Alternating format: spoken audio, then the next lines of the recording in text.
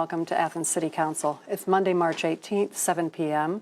We're in regular session tonight. And we do have a little bit of set of different circumstances in that we do have a School of Journalism student from Ohio University working on a dissertation, and as a result of that we do have a special camera here tonight, so at some point somebody's going to approach the podium, but it's only for purposes of changing the camera, so not to be alarmed at all. Our first item of business is to establish a quorum. All members of council are present. Our clerk of council is not with us tonight, so I would like to appoint an acting clerk, and Councilmember Butler has agreed to do so. So if we could have a motion to appoint Councilmember Butler. So moved. Second. Okay, all those in favor signify by saying aye. Aye. Thank you. For our disposition of the minutes, this is for the regular session held on March 4th, 2019. And if we could have a motion for approval of these minutes. So moved. Second. Okay, we have a motion and second. All those in favor signify by saying aye. Aye. Okay. The minutes have been approved. Under communications, I have 4 items to report tonight. The first of which is a notice from the Ohio Auditor of State stating that, and this was given to City Council, that to notify us that they will be examining the City of Athens census data and pensionable wages reported to the Ohio Police and Fire and Pension Fund for the period from January 1, 2017 to December 31st, 2017. So just a public notice on our part about some records that will be examined. Council is in receipt. The second item is a notice from the Division of Liquor Control at the Department of Commerce. And this is for a Trex liquor license that was signed. I will give a little bit of detail and also say that we are also, I think, seeking to clarify this. This is for a place that is at the address of what's currently the diner, and the address of the new owner is, or the name of the new place establishment will be Hangover Easy. They are seeking a D1, D2, and D3 liquor permits for this. The D1 permits beer only on the premises or sealed for carryout. The D2 permits wine and beer on the premises or sealed carryout. The D3 is a liquor on premises until 1 a.m. And I have spoken with the mayor and the law director requesting clarification because, as I understand, for these Trex, these are known, Trex as an economic development transfer, that they are to be granted only in the case where there are no licenses or permits available.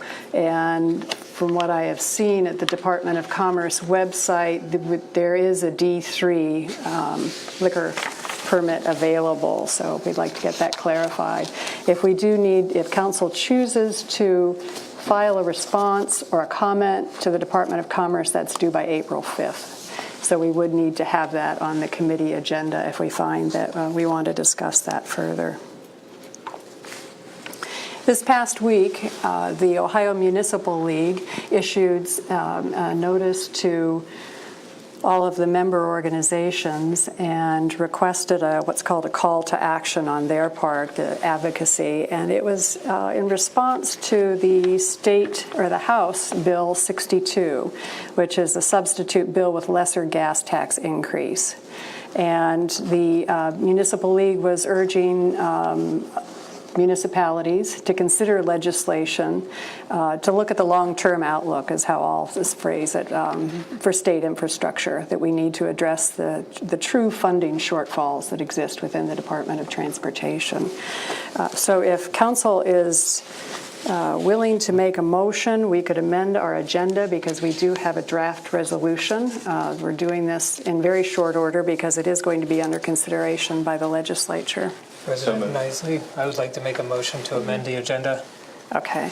And Second. Okay, we have motion and second for amending the agenda to add this resolution, which we can speak to later in the meeting. All those in favor signify by saying aye. Aye. Opposed? Nay?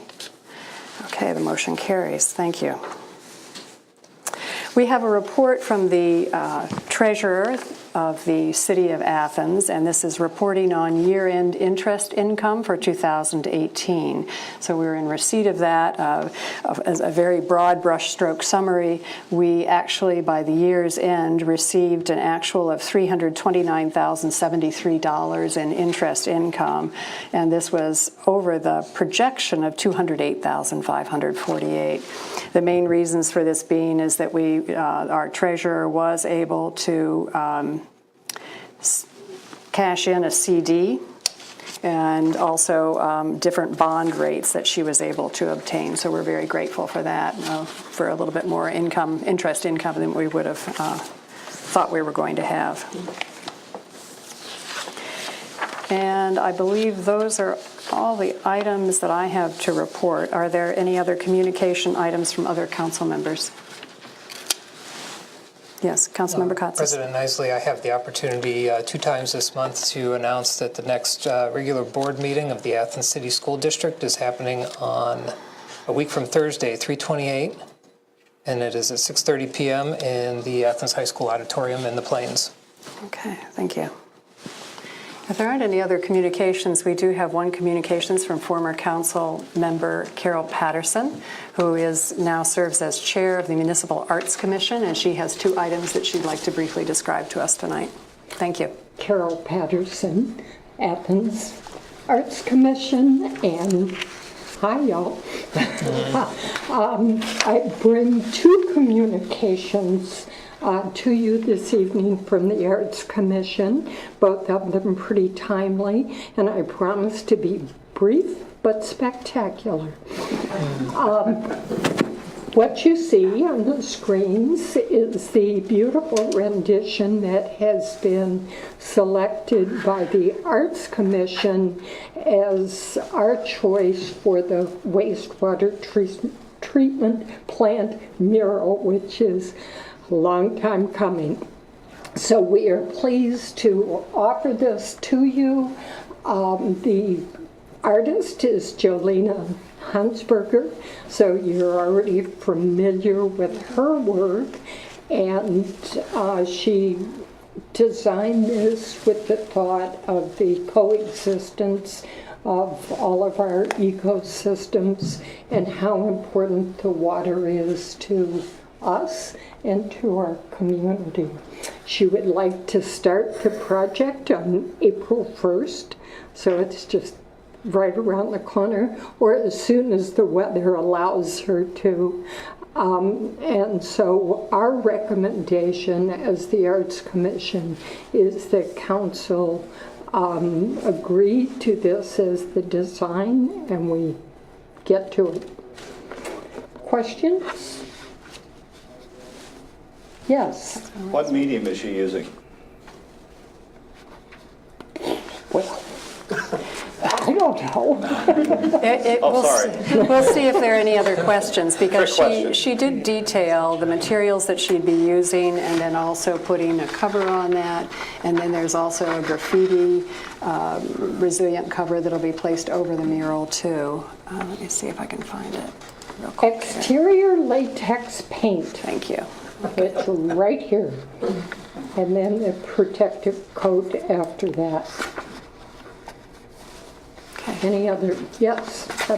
I just wanted to thank you for making this presentation. It looks like a great mural, really great, and I'm especially pleased to see that it has the geese, who are sometimes considered a nuisance and sometimes actually subject to all sorts of violent behavior on the parts of ignorant people. So again, I would thank you. What we particularly liked was the boldness of the colors and the fact that it would be very visible from a distance, which is pretty much required by the space. We think it will be a wonderful addition to that area. Okay. Second subject. Athens Placemaking Week is coming up next week. This is a project that I believe you've been introduced to previously. It will start on March 25th with an open house.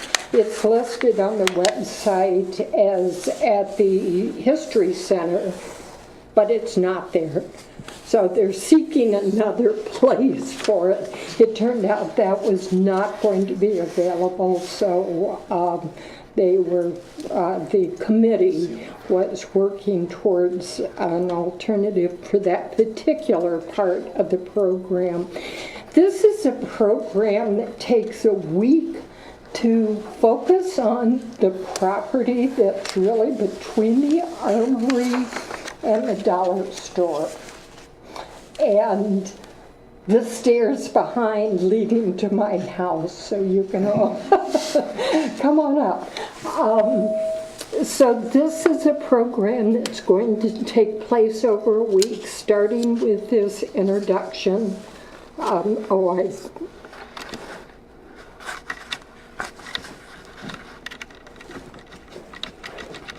getting there. So on Monday and Tuesday is the opening, and then a workshop to talk about the process. Students are signing up to do this, so if they go on this website, which is pwathens.org, there's information about how to be involved in the process.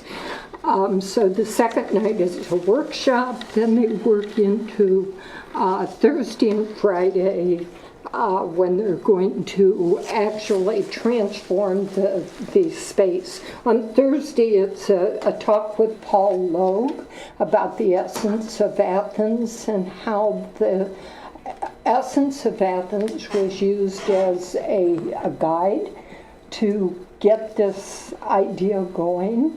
It's a concept that's been used in Europe and in many places in our country, and the young ladies that are putting it together are quite remarkable.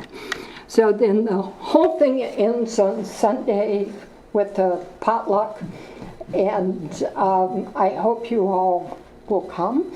Please go on the website and see what it's all about. So if there's specific things you wish to sign up for, it would be great to have a wonderful community turnout for this event.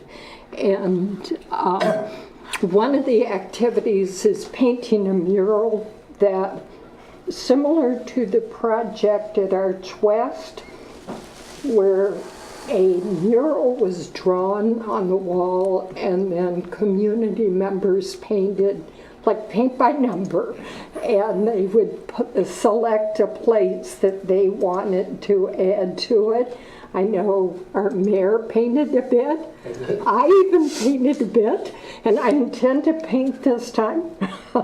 And so it's a great concept to have a community activity. So are there questions from council about this project? Questions? Okay. Thank you for being here tonight to tell us Yes. about it. Later on during other business then, we'll have a motion for approval moving forward on the items.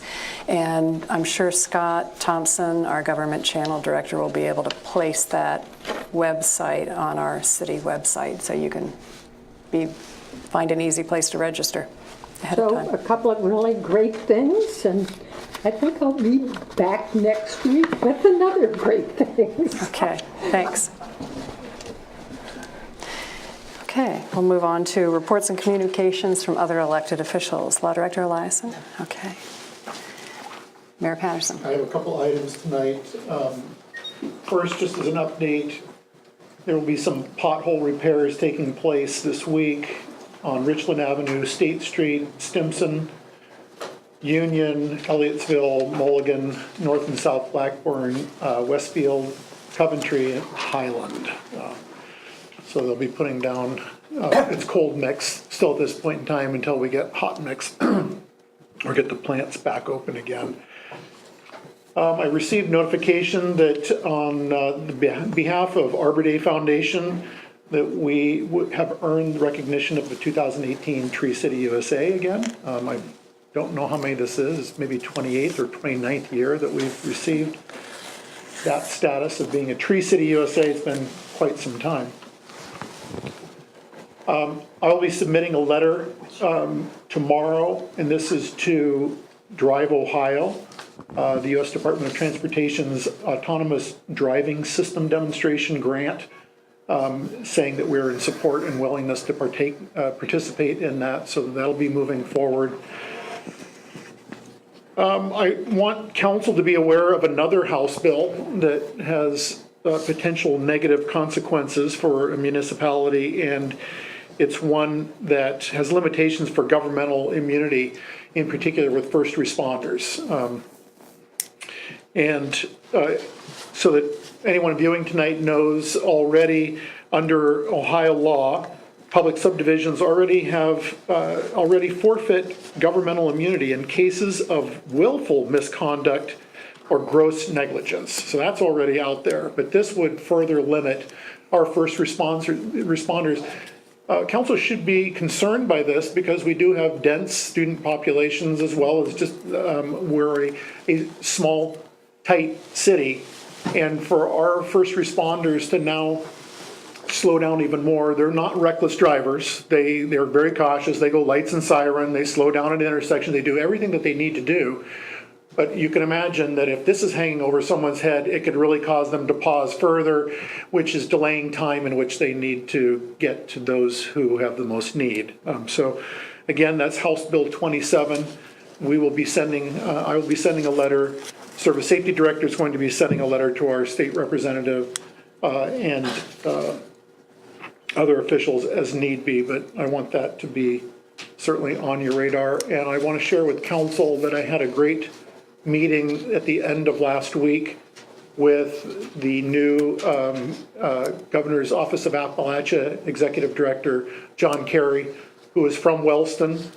So he's local, and it was a great meeting to engage with him to the point where he wants to further engage with the local electeds in southeastern Ohio, which is rather refreshing. And I want to share that with council, that if you have the opportunity to reach out to John Kerry or meet with him, please do so. I think there's some real opportunities for no longer being forgotten Ohio when it comes to southeastern Ohio, and the State House recognizing that we're here. Thank you. You're welcome. Okay. We have ordinances for third, second, and first reading tonight, the third being the final time for them, and then on to second and first readings are the introductions of the ordinances for the first time. So ordinances for third reading, 1519, an ordinance extending the pilot residential curbside compost project through June 30th, 2019, and is introduced by Councilmember Butler. Thank you, President Nisley. I'd like to make a motion to adopt ordinance 15-19. Second. Thank you, Councilmember Fall. We discussed this in committee, and this is third reading. We also brought it up, obviously, in first reading. This would quite simply be a continuation of a program that's already in existence. We do have the executive branch's support on this. As my understanding, this would be retroactive, so it would jump back to January 1 and then continue through the summer, is my understanding. Thank you. Okay. So we have a motion and second for approval. Are there any other questions or comments from council members, administration? Yes, Councilmember McGee. Thank you, President Nisley. I have a question concerning the intention of the curbside compost project. Is it then to extend to the city, the entire city at the end of June? And I also have a question as to saying that it will be retroactive. What does that mean? So if you could answer those two questions. Thank you, sir. I will do my best. Thank you. Might need help. My understanding with the project going through the summer is that it would allow us to continue to collect data, and then we would make a decision after that with the data we've collected. That's my understanding, that nothing's been determined past that, but I could be wrong, but that's my understanding. Regarding the retroactive is that the program has continued to happen beyond its initial incarnation. So it didn't stop when it was first proposed, so it's been continuing to happen. That's my understanding. Does that sound accurate? The original ordinance read through the end of December of 2018. Yeah, thank you. And was the program expanded slightly? Did it accept a few more customers? I'm not positive. It did. Okay. It did. President Nisley, I believe it was, I reported out 40, but then, because that's what was conveyed to me, but I believe it's 35 additional customers have been added to the pilot that already had more than 200 people in a pilot. I believe it was 250. But again, I have to go back and look to see. So this would increase it to more than 250 in the pilot program. Okay. Any other questions or comments? I hope that helps. It raises a few other questions, but I'll let it go. Thank you. Mayor Patterson? I just want to remind everyone, I think I reported this out the last time, that it's more than 22 tons of biomass that's been diverted from the landfill in this program, in the first portion of the pilot. Okay. Any other questions or comments from the audience? Then we'll move on to the vote.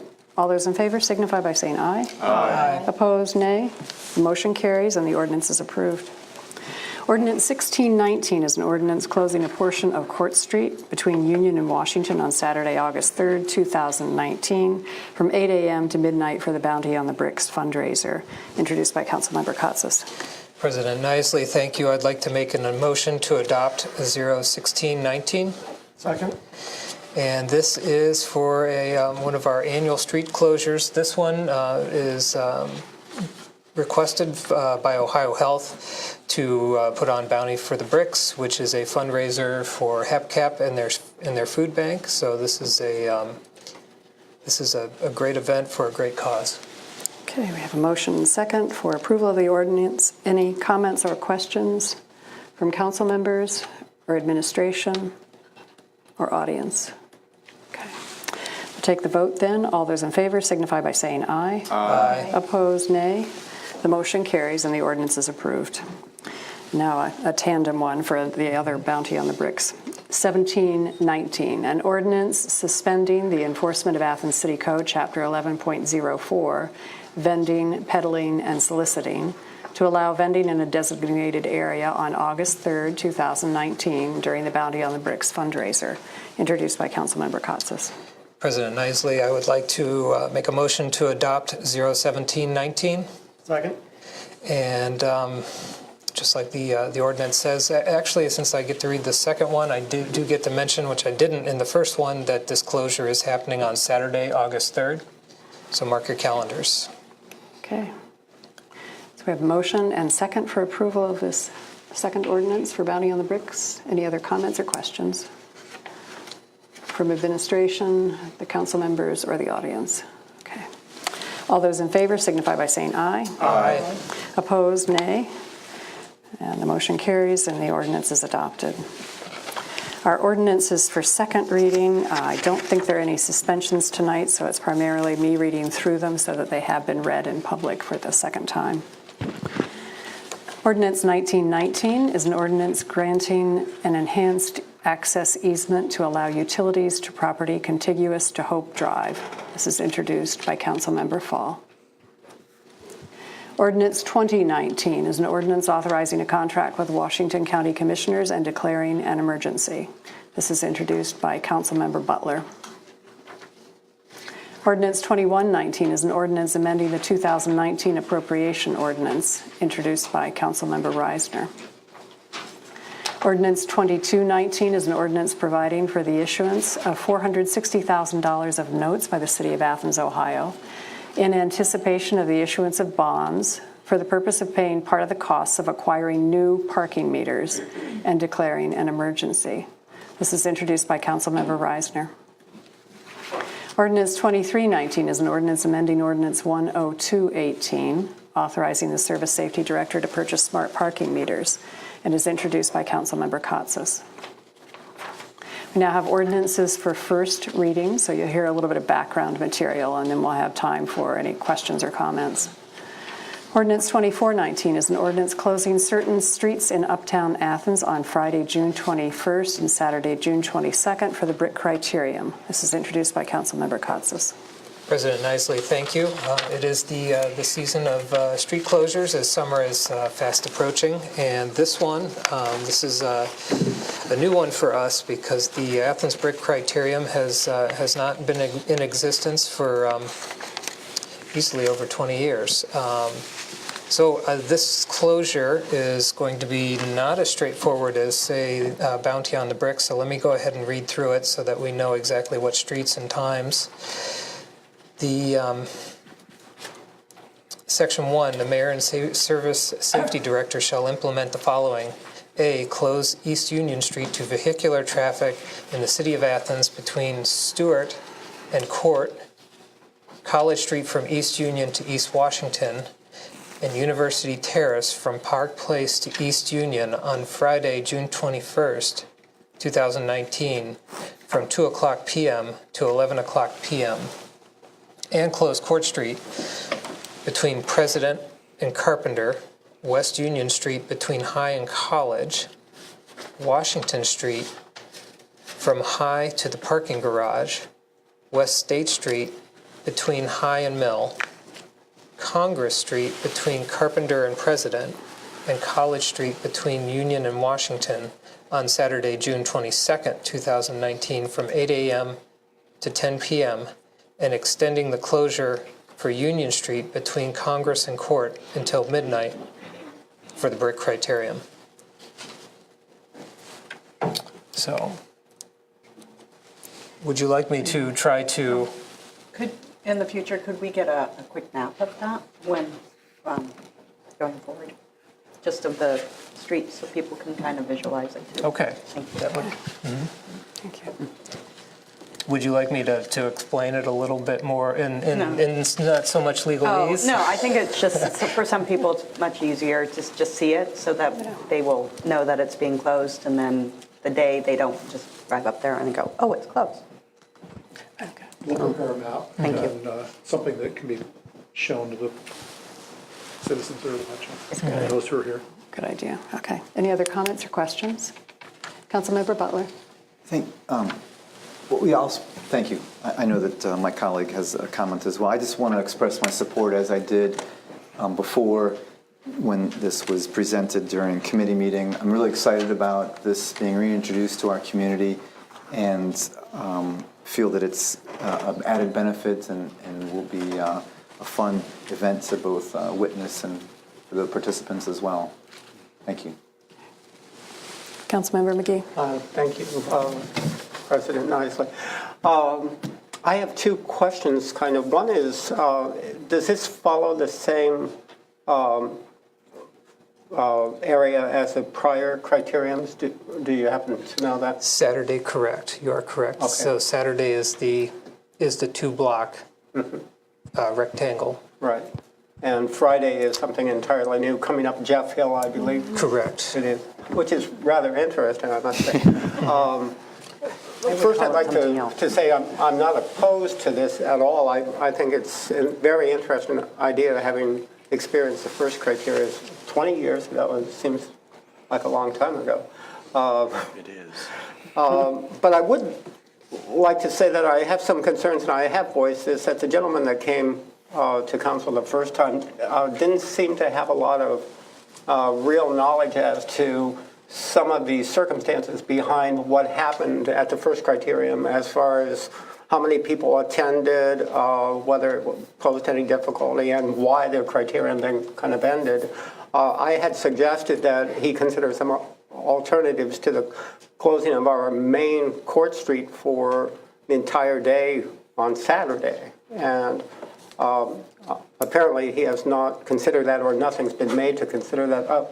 I do hope that this works well. I had suggested that a criteria around the College Green might be more appropriate and actually might be much less intrusive on the citizens of Athens. But I only raise this simply because as a council member, I frequently find that what happens is that we have things brought before council and there's really no consideration of other alternatives at any point in time, and that it just goes through the reading process and things are not really changed by the founders of the issue themselves. So I'm disappointed that apparently that has not been considered, and perhaps it has, and we do have a few more weeks. But again, I do want to really emphasize that I support this program, and I hope it succeeds. But having experienced the one 20 years ago, I recall having bales of hay everywhere and people having to dodge, bicycles in some ways. It can be an extreme imposition on Athens, and I hope people are aware of that. So. Mayor? Mr. Brown is here today. Or Good. if he can likely answer your questions Oh, directly. good. I didn't see him there. Great. Council members, Mayor Patterson. I appreciate your concern, and I guess let me first say, before beginning this process of trying to bring this criterion back to Athens, I spent a lot of time gathering information. Went straight to a lot of the people that actually helped put it on originally. So the history is very important to me, and I wanted to make sure that I knew about the history before I went ahead. So just wanted to let you know that. And in that same manner, the course, it's what attracts people to this race, or what attracted racers to this event in the past. So it's on the bricks. You've got the hills. It's a challenging course. Some pretty tight corners. Our plan, we plan to have people in place in order to make it a safe event. There will be no hay bales this time, unfortunately, or fortunately, depending on how you look at it. But there will be people preventing pedestrians, spectators from entering the course and getting into harm's way, as that has been an issue in races before. So we understand the importance of that aspect, but I just wanted to just make it known that I've actually done a considerable amount of gathering of information so that I could do this right. Councilmember Gee, yes. I think the last time you were here, you were asked the question, how many people attended the last one and why did it end? And you were unaware of that. Well, actually, I do have an idea of why it ended. The question last time was about what the numbers were in 1989, which was expressed to me that it was 20,000 people were estimated to be uptown. And going around the course, the spectators were 3 deep at least around the entire course. And so while I understand it's hard to estimate exact numbers, I do believe that that's pretty accurate. At the time, we had a Tour de France champion and world champion, and then a future Tour de France champion here, so as well as an Olympic gold medalist. So we had quite a draw. So that was the pinnacle as far as number of people in town. The reason why that it ended, bicycle races are very hard to sustain. So in order to be successful in putting on a bicycle race, in my opinion and many others' opinions, it's gauged on whether the race persists from year to year.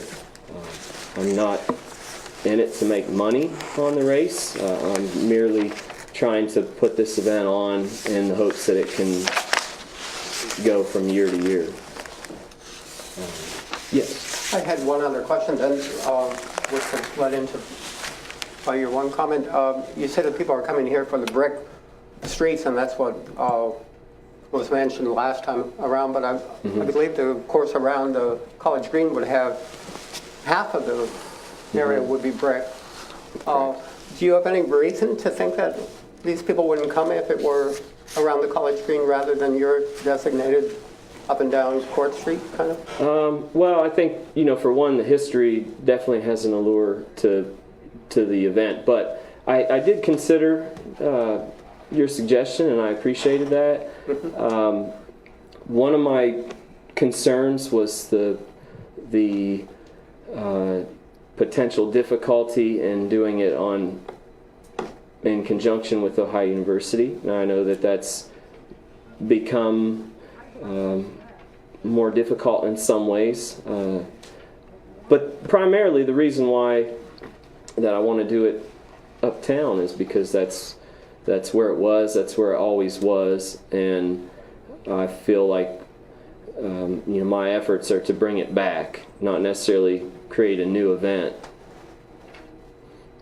Okay, thank you. Thank you for the responses. Any other comments or questions? Yes, How Councilmember many Reisner. criteriums were there in the past? In Athens? So that's part of the gaining information. The first one was in 1986, and then I believe that the last one was in 1998, and then there was a criterium in 2000, which was a collegiate event. So it was the same course that the original Athens brick criterium was. So it's about 13 or 14 then? Correct, yeah, I'd say, yep. Any major problems in any of those? Not that I know of.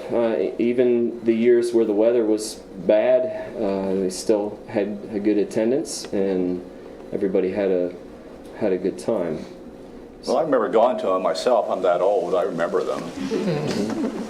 I had a good time. I thought the course was great. I mean, you're going to go up the hill and down, and it's exciting. And frankly, if you're just going around a block, that's nice and flat, it sounds boring as hell. Okay. Mayor Patterson. I think part of the original course that is interesting is the vertical challenge, because the course that you had described around College Green would be relatively flat. There's a little bit of vertical on that, going down towards Baker Center and then back up University Terrace, but not nearly that you would find on Congress, climbing up Congress, and then the challenge of going down Congress to Union and around the corner. So I think there is a little bit more challenge. I don't cycle that way personally. I'm a flatlander, but I too attended at least the last 1998 criterium and watched that. And at the time, I remember, and I'm a bad judge of numbers of people in attendance, but all the same, it was exciting to at least come out and watch. And I think what would be interesting is this could be an event, I believe, to where people would come out as families and get kids interested in watching the cyclists, and hopefully get them to the point where they would like to, take up cycling and become an avid cyclist. And who knows, if the criterium can come back and it lasts, we may see some of our kids in the criterium someday. I do have a question too, and that is, you mentioned sustainability. Can you describe a couple criteriums in the state of Ohio that have shown a level of sustainability? Yeah, actually the one before in Grandview Heights has been around since the early 90s at least. So that one is still going on. They've changed their course, but it's still in nearly the same location. And then the weekend after my proposed dates is the Hyde Park Blast, and that one is in Cincinnati. And that one has also been around for a long time, and in fact that one is a very high level race where they get they had a racer a few years ago that had raced in the Tour de France several times who won that one, and that is the state championship. So there are some that have been able to last. Unfortunately, there's not many that, races come and go, and that's pretty normal in the cycling world. Yes. I do want to say, again, I support the project, and I also encourage you to keep doing what you're doing, because I think it's a good project. I do think that you're exaggerating a bit if you're saying 13 or 14 criteria. I think it was much, much lower than that from experience. When the mayor mentioned children getting involved, my memory of the children, I mean, there are kids who watch this and really enjoy it, but I mean, it depends on your young kids, which is one reason why I thought around the College Green it might be that they could run around and be seeing this, because, you put kids up, standing for 20 minutes, 30 minutes in the same spot, they're going to just, be bored to death, to be honest with you. Whereas the College Green would be wonderful, I think, for that. And I hope you consider that in the future. I'd also say, if anybody is concerned about boringness or something like that, if you really want to have a good criterion, take it to Stroud's Run. They can dodge the potholes there. I mean, it's outrageous. So, Thank you for the comments, Councilmember McGee. We'll move on. Thank you for the planning and the comments and answering our questions tonight. Any other comments or questions from the audience? Pardon me? If you have a comment, you have to come up and introduce yourself and your name. You can talk to him afterwards, or you can come up now if you want.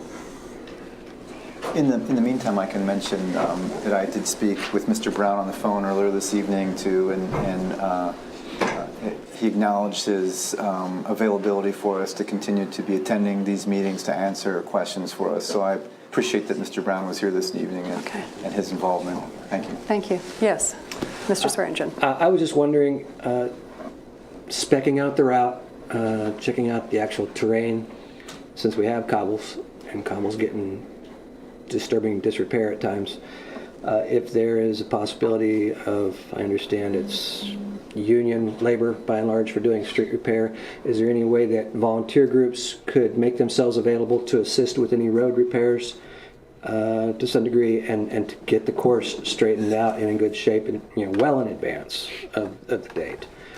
A good question, but beyond our scope. We're approving the concept and I appreciate your question, but we're approving the concept tonight of holding the criterion. We're holding Daniel Brown accountable for the planning for it. We're holding City Council administration accountable for getting things ready. So I'm looking over the hill. Those two, yep, those two groups, I'm confident will come up with a good plan on this if it's approved. Thank you. Any other questions? Let's move on. Thanks. Thank you. Thank you, Mr. Brown. 2519 is an ordinance amending Athens City Code, Title 17, Taxes, Chapter 17.01, Municipal Income Tax, to include sections 7.1, 718.80 through 718.95 of the Ohio Revised Code. And this is introduced by all members of council. I can speak briefly to the background on this. Our income tax administrator from the City of Athens spoke to us at committee meeting and detailed for us some of the changes that have come about as a result of state legislation. And hopefully I'm not misrepresenting it, but basically saying that now income business tax is being collected in a centralized manner through the state. And there have been several other changes with that. As a result of that legislation, several municipalities, Athens included, in fact, Athens is the city that's cited, we have joined a case which was filed in November of 17. That's in the midst of being determined because they ruled in favor of the state, but it's now in the state of appeal. Income tax administrator Timberman's advice to City Council and to the city is that even during this time when the courts are and the appeals are still being considered, that it would be wisest for city to be in compliance with what's now stated in Ohio Revised Code. So the ordinance that's being presented to the City Council for consideration includes, in this Athens City Code Title 17, now includes the section 718.8 through 718.95, which includes all the new text of the Ohio Revised Code, so that we are in compliance during this interim time. Councilmember Fall. Thank you. She also made a point of saying that that she feels that this is completely being put forward, not under duress, but with a lot of concern on her part. I agree. I think that we can pass it because we have to, but I think it's a protest vote for it. I don't like doing it because this is another experience of the city having to do things when the state takes away our home rule and our local control. And this is a perfect example of what happens because now the state's doing it, and it's, as Tina had talked about at the last committee meeting, it's like going south in a really, bad way, and it's affecting us today in our receipts and the way that we do accounting. Thank you. Thank you. Any other comments or questions from council members? Administration? Any questions from the audience? Okay, that ordinance has been read for the first time. We now have for consideration the resolution that we referred to earlier, and this is a resolution supporting Ohio House Bill 62, the proposed increase in the Ohio motor fuel tax of 0.18 cents per gallon, and urging Senator Frank Hoagland and Representative Jay Edwards to support Ohio House Bill 62.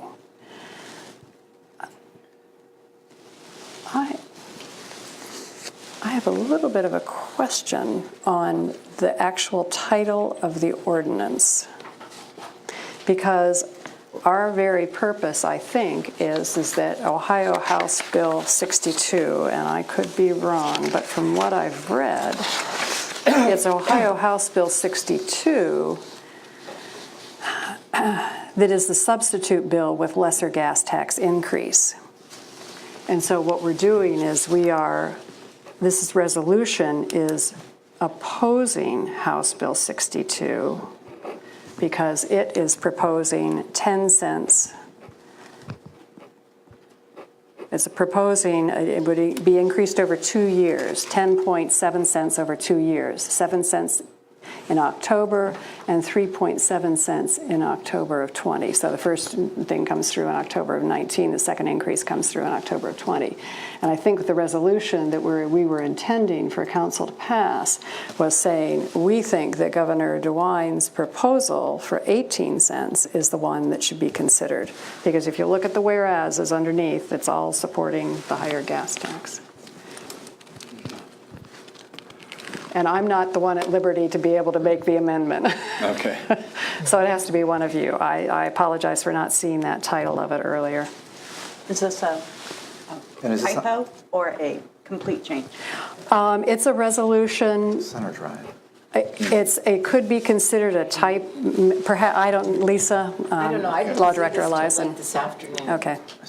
So I would like the opportunity to go through it in more detail. Okay, because I think what you're doing is, it's a good question, Councilmember Fall, but what we're doing is we're opposing House Bill 62 of the proposed tax increase of 10.7 cents. And we're supporting Governor DeWine's 18 cents. It's a substitute bill that we're opposing. Correct.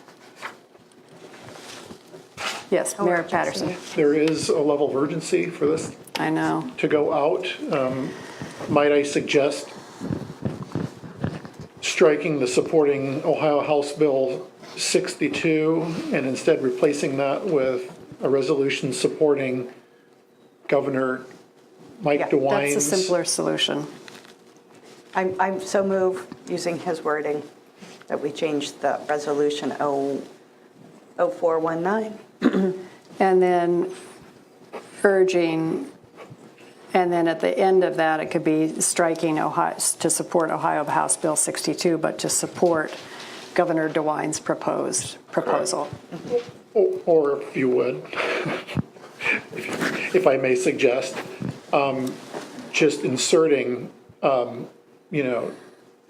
urging Senator Frank Hoagland and Representative Jay Edwards to not support Ohio House Bill 62. Got it.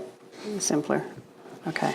So you made a motion, and if I'm understanding correctly, we have a resolution supporting, and we're striking Ohio House Bill 62. We're saying a resolution supporting Governor DeWine's proposed increase of 18 cents and urging Senators Hoagland and Representative Edwards to, and inserting the word not.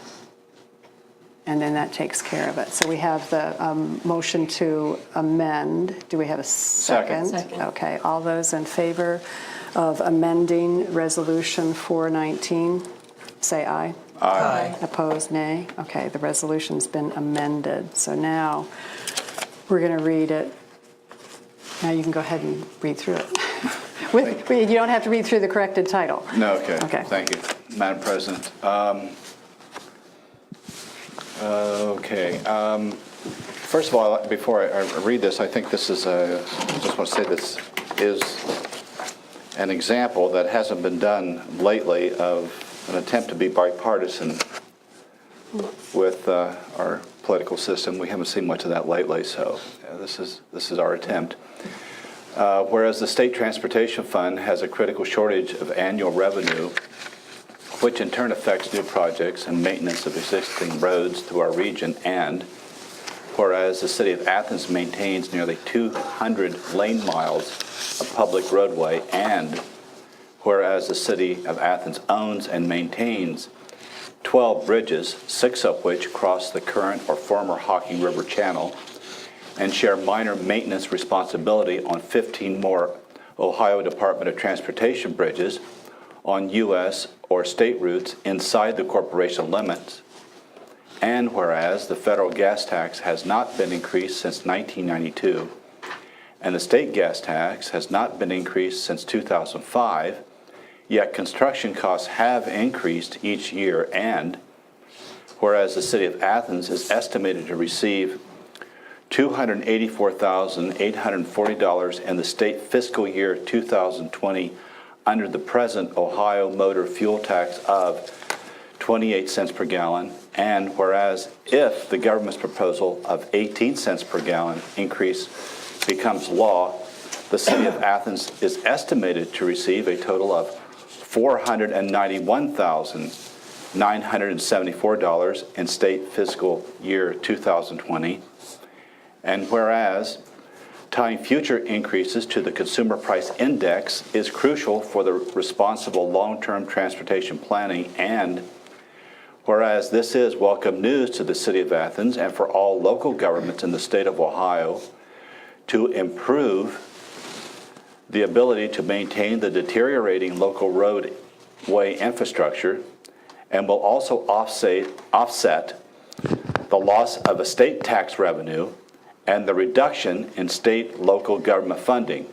Now, therefore, be it resolved by the Council of the City of Athens, Ohio, Section 1, Athens City Council, having reviewed Ohio House Bill 62 and the proposed increase in the Ohio fuel tax of 18 cents per gallon, hereby supports the same and urges Senator Hoagland and Representative Jay Edwards to support, and this is where you're We'll insert not support. insert that. Yeah.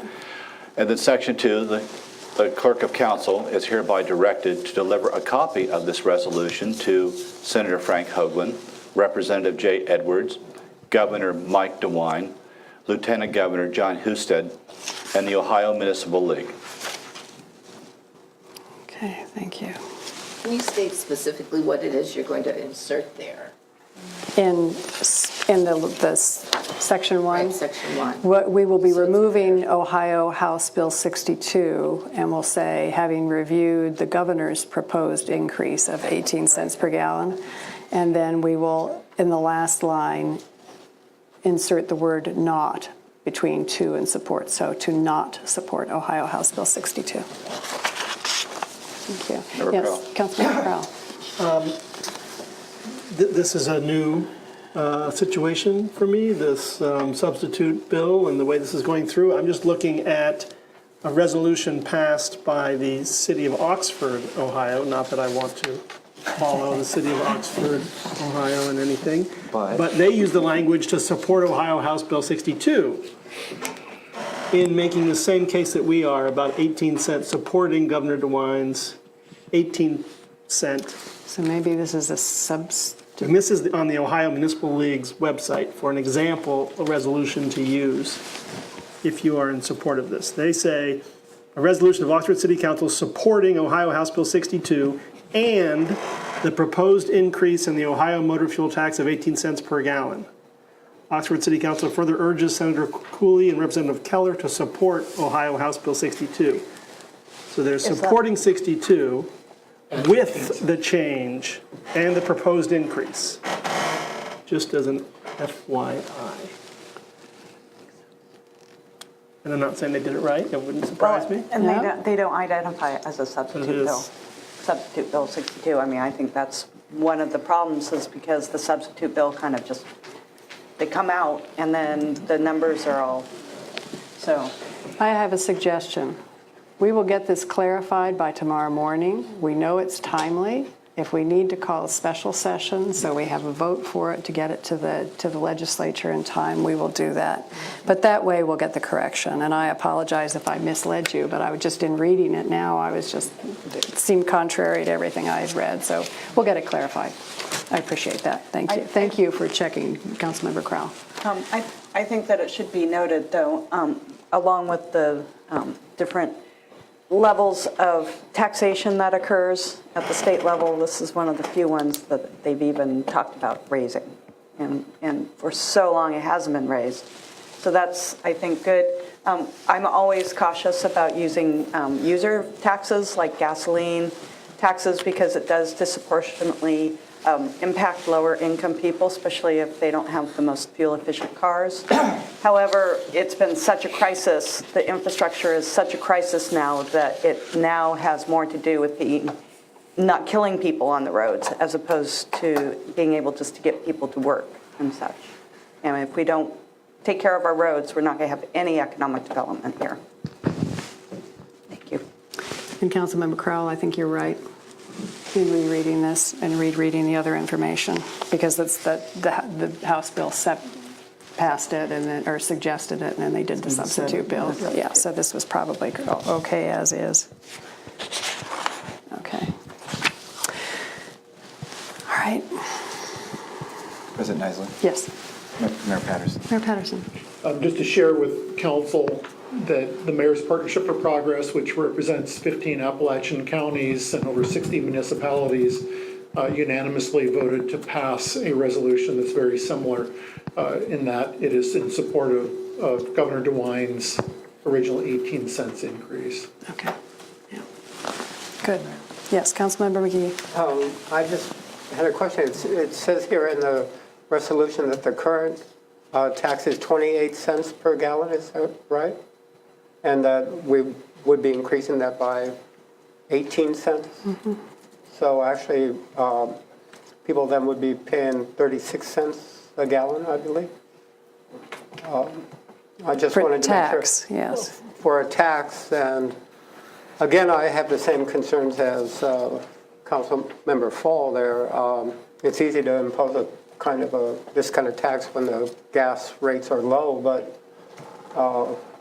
basically raise a gas tax that high when gas rates are high. I have some real concerns for low-income people and how the money is sometimes spent, sometimes too.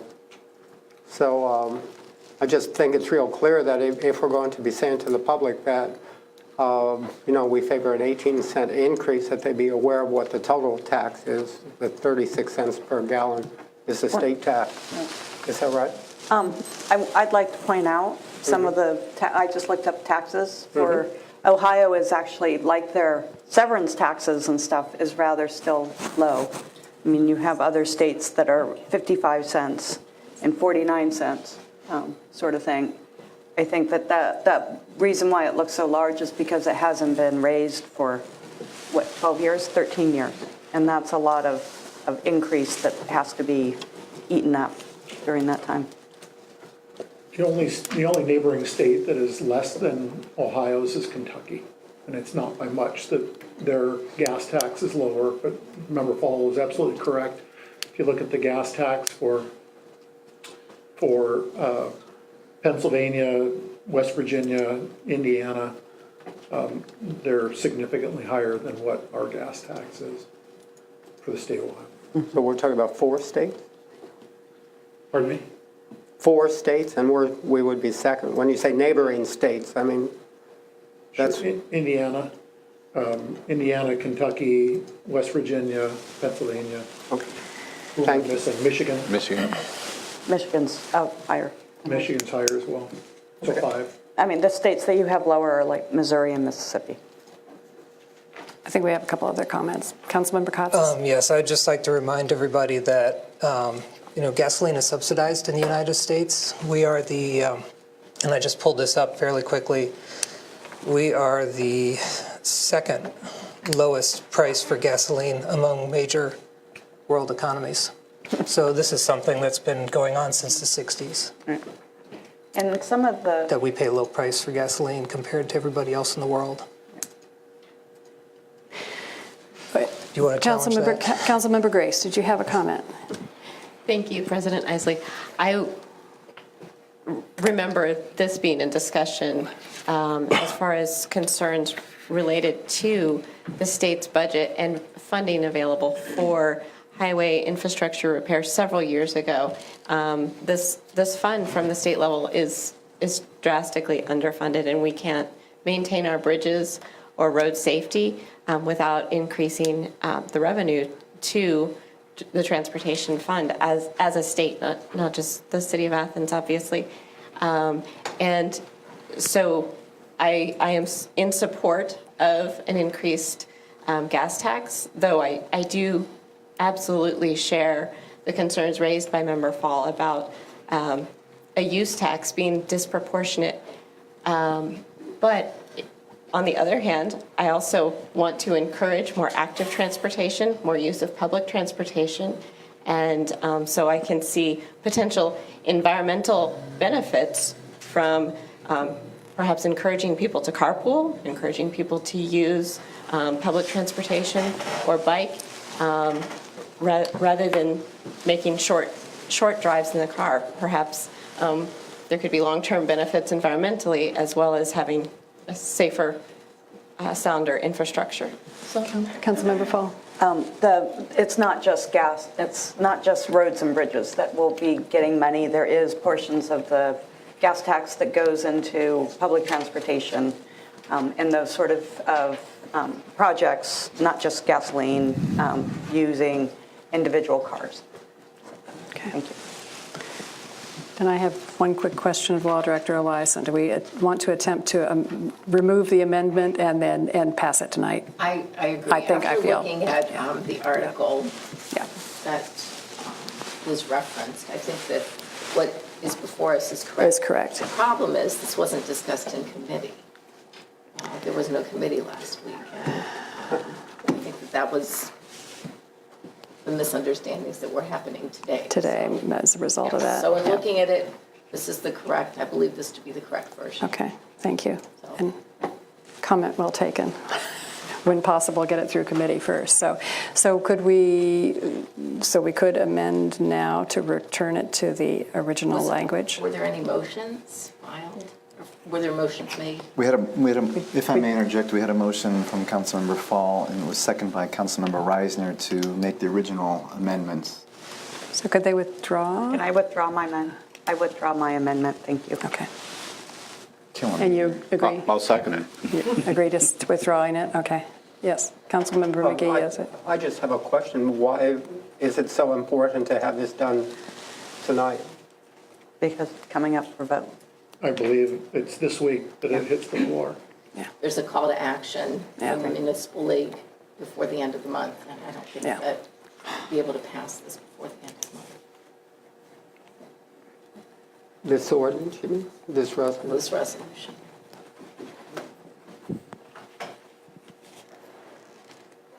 Thank you. President So, yes, sir. I wanted to comment as well, if we're still commenting. Okay. Thank you. Admittedly, I too, similar to Councilmember McGee, am torn by this philosophically. I understand the need for us to support this and increase a gas tax. I also represent a very diverse ward with many individuals living on assistance and federal and state help. So I'm torn because as a Joe Q citizen, and philosophically I see the need for this, but the people I represent would probably prefer I vote in opposition of this resolution. So I'm torn. Thank you. So now we would need a motion to approve and second the resolution. I make a motion that we approve the resolution. Second. Okay, we have a I'm motion. sorry, who seconded? Councilmember Grace? Okay, Councilmember thank you. Grace. Okay, we have a motion and second for approval of the resolution. I think we've had ample comments and questions and discussions. All those, The audience. and any comments from the audience or questions? Thank you. Okay. All those in favor signify by saying aye. Aye. Opposed, nay? Nay. Nay. Okay, so 2 opposed. And the motion carries, and the resolution is approved. Thank you. For announcements, we will have committee meetings next week. We'll have the Committee of the Whole. We'll have City Services, Safety and Services Committee, and the Transportation Committee will be meeting as well. And we have several items of business under announcement and other business, one of which is a motion to accept the auditor's February 2019 financial reports. So moved. Second. Okay, we have motion and second for approval of the reports. All those in favor signify by saying aye. Aye. Wait, Okay. I'm sorry, who made the motion? Who seconded? Chris Paul made the motion. I second it. Reisner seconded. Thank you. And we now have also then a new appointment and a reappointment to the Disabilities Commission. Councilmember McGee. Thank you, President Nicely. I would like to submit to council for the reappointment of David McNally to the Disabilities Commission. He's currently the vice chair. His term would be extended 3 years, expiring 4/3/22. I can say that David does a wonderful job, and he's an inspiration to the members of the committee as well as to the community of Athens. I would also like to have Cheryl Prusinski approved for appointment to the commission. She is a professor at Ohio University. Her specialty is apparently in sign language. She teaches various courses, has taught at Ohio University and Indiana University. She has various publications. She has an amazing record, and she has attended disability meetings and has always provided valuable insight to the committee as well. So I think she would be a valuable addition to the commission. Great, thank you. So we have a motion. Do we have a second for approval of the appointment and reappointment to the Disabilities Commission? Second. Okay, we have a second. All those in favor signify by saying aye. Aye. Okay, thank you. And thank the people also. Any opposed? I wouldn't think, but I'll ask. And I would thank the people who are volunteering on the commission. And we have a comment from Mayor Patterson. Yes. No, I just had an announcement, which goes right in line with Okay. the appointments that you've just made. And that is that the Disabilities Awareness Festival is tomorrow evening, 6 to 8 p.m. at the community center. So please come and enjoy. Okay. We also have we'd like to have a motion for the Municipal Arts Commission approval of the presentation of the two items going on. One will be the mural at the wastewater treatment plant, and the other one is the participation in the artwork going on at the Armory site. I would like to make a motion. Okay. Thank you. Second. Okay, so we have a motion and second for approval of these two activities or recommendations made by the Municipal Arts Commission. All those in favor signify by saying aye. Aye. Opposed, nay. Okay, the motion carries. And any other announcements? Okay. Then we have an opportunity for citizens to speak on legislative items and city services that are not covered on the agenda. Is there anyone, yes, wishing to speak? Come on up. And if you'd give us your name and address and sign in, and let us know if you're representing a group. Thanks. Thanks.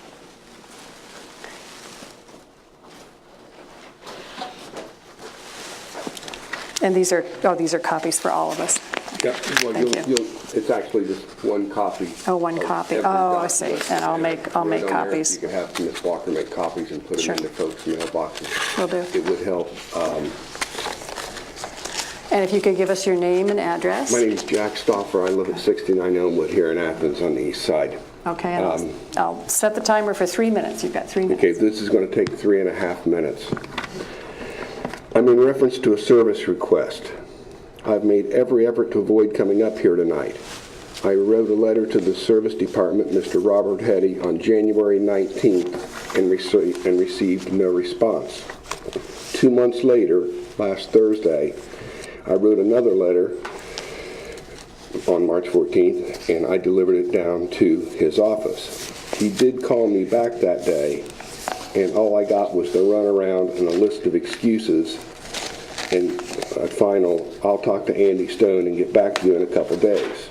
I said, okay, but I'm planning to go into City Council on Monday because it's already been 2 months. He said, thanks for telling me.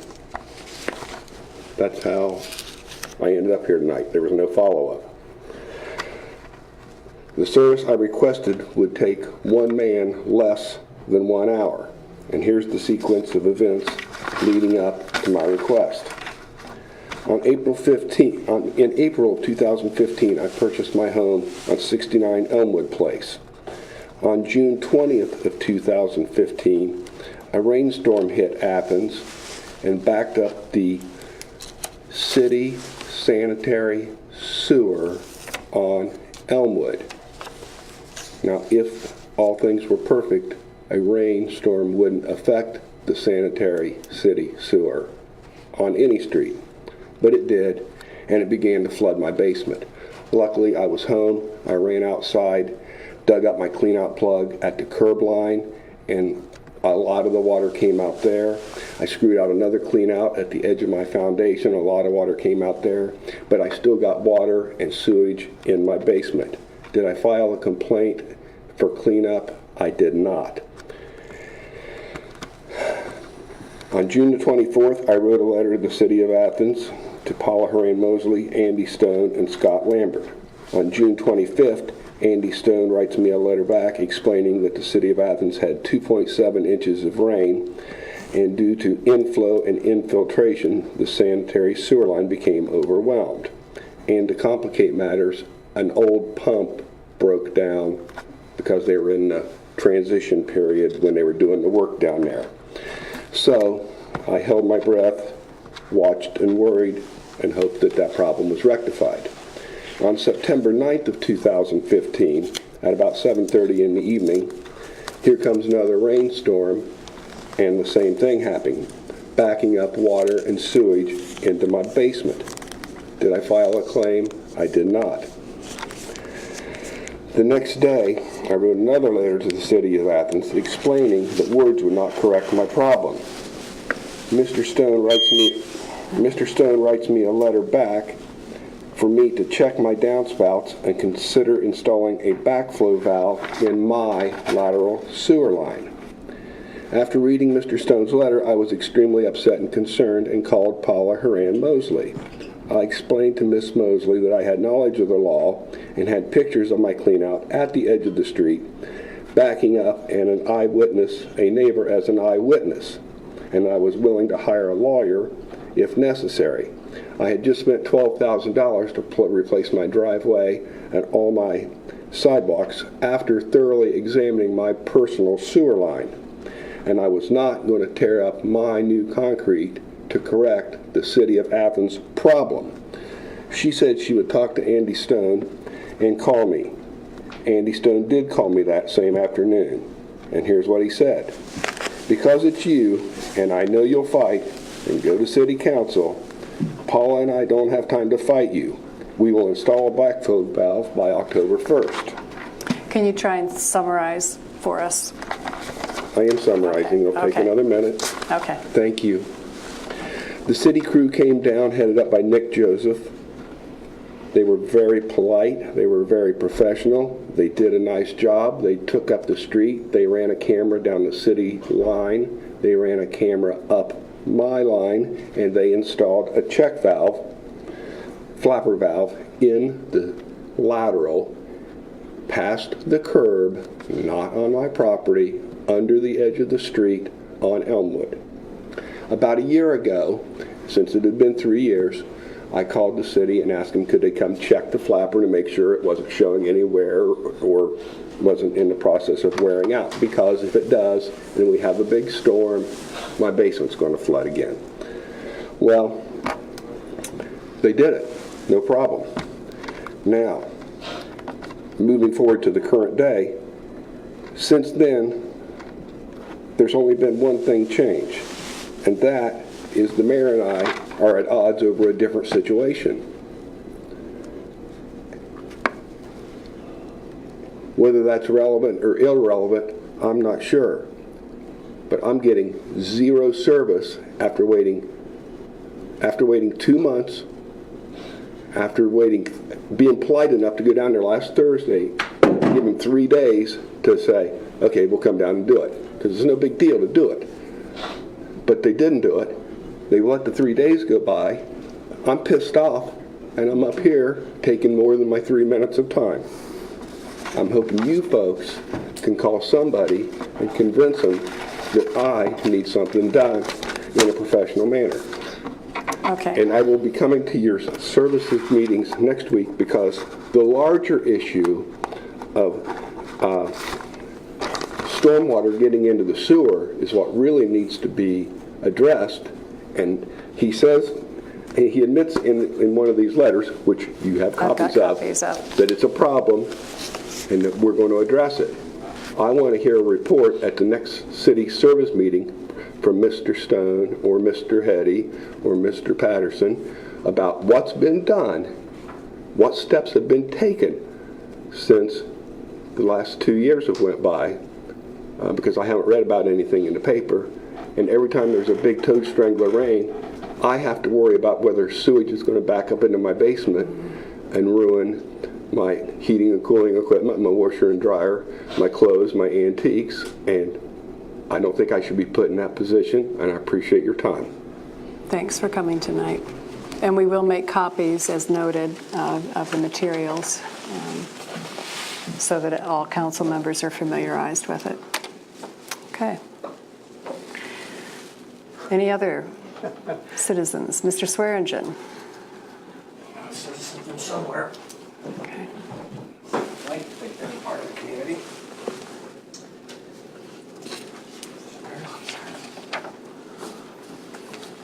Should put your name on top and send it on down. Thank you. And Sarah, the same, yours is on the bottom, same on down.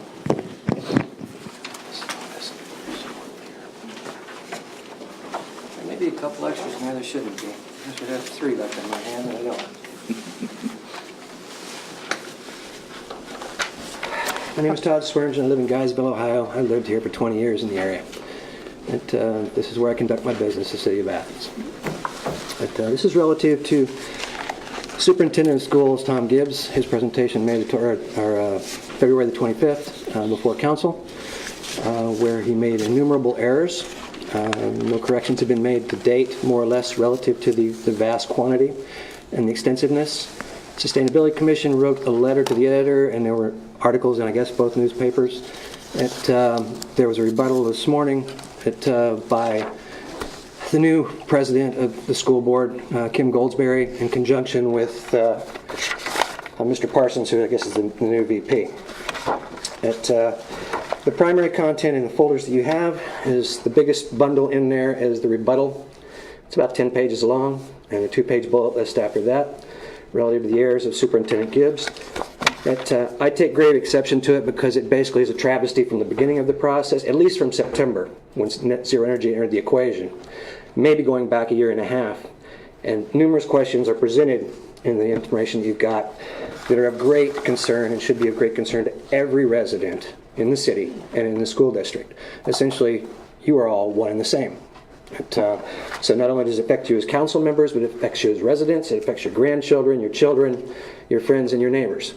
Some people would say that you don't have standing in this issue because the school board and the district is autonomous from the city.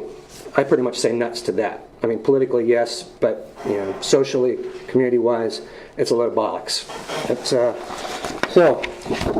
There's a cover letter to the 10-page document, 733 words. I can't do a poetry slam in 180 seconds on 733 words, so I shortened it. I already used half of my allotted time, even on a shortened letter, but I will try and get through the better part of it. This is $130 million worth of taxpayers' revenue on this project. Not all of it initially in the first phase, but grand total, with the state taxes coming in, the matching funds, the interest debt on the project for 30 years, the initial $60 million being funded by district taxpayers and city taxpayers through the district. It's a $130 million project in 2 phases. Not all of it is going to be for this first 3 elementary schools phase. But I'm lumping it all together because that's what it is, $130 million.